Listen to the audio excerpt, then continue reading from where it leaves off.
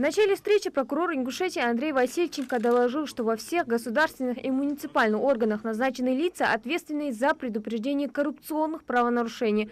На всех порталах органов госвласти функционируют интернет-приемные, куда граждане могут обратиться по любому вопросу, в том числе сообщить о коррупции.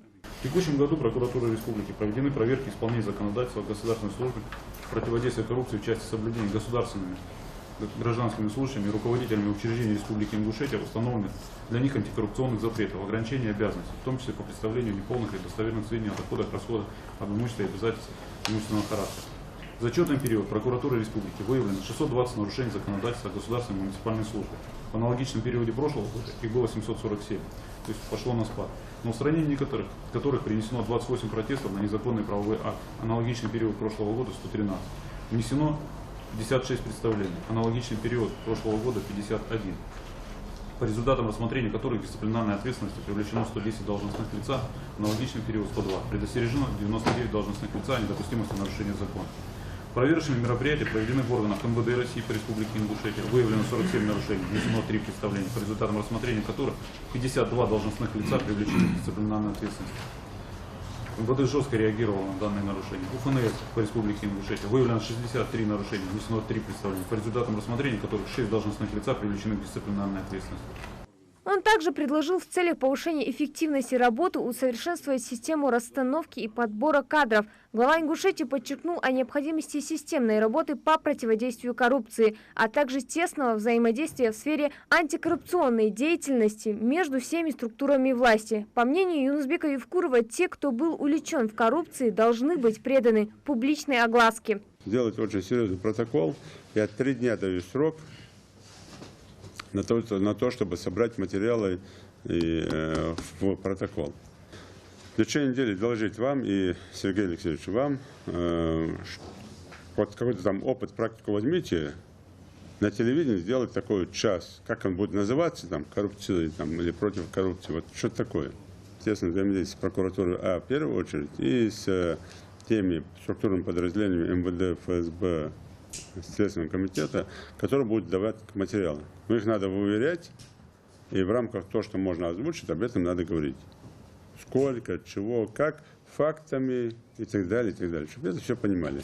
А то мы знаем, что Федеральная служба безопасности взяла где-то какого-то там гаишника, который брал взятку, или взяла там ФМСника, который там, женщина там брала взятку, там рука, все видно, а общество не знает.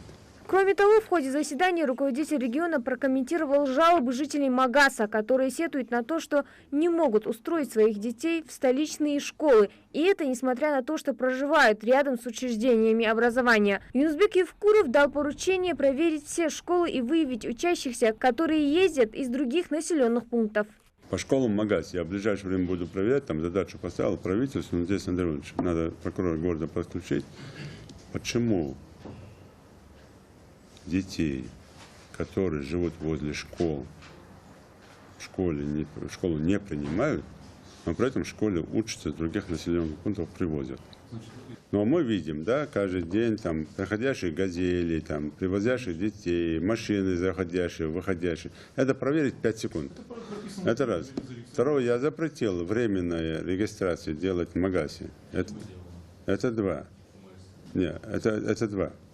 Это, я же говорю, это комплексная проверка. И третье, любая регистрация, временная регистрация, если нет участкового, если не ставится на учет человек, то это не делается никак.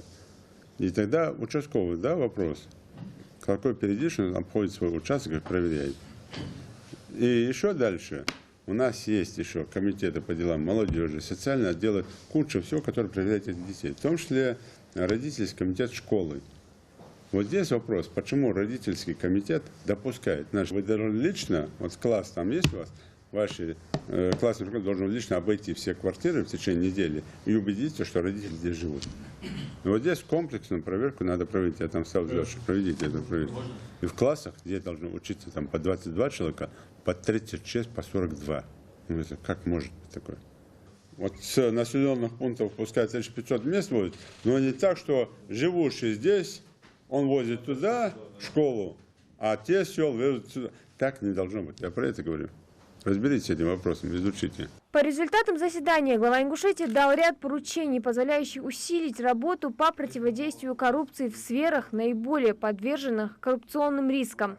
Хади Добрева, Хусейн Гагиев, Юсуп Ханиев. Новости 24.